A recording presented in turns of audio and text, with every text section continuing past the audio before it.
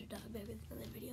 So I literally just did a paper fidget toy video. It was probably about 5 minutes ago. But I'm going to do a video on how to use it. So you have your little flap like these. One of them is where you stick your hand under and into them, and you can go like a butterfly. You guys can see. Sorry, there. Then there's one where he said you pull it out.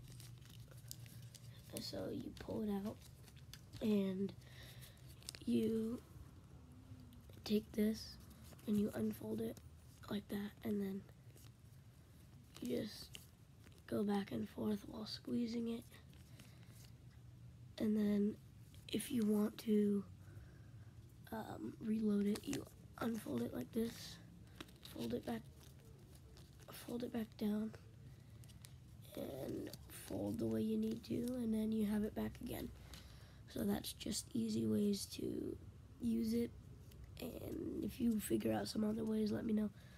I saw where you tape it. It doesn't work very well with mine when you tape it, so just go watch. See, it doesn't show up if you type yellow jacket, so type yellow jacket paper fidget toy. It won't show up with any results until you press search or go or whatever you have. So I hope you do that, and then you got this. So that's ways to use your fidget spinner.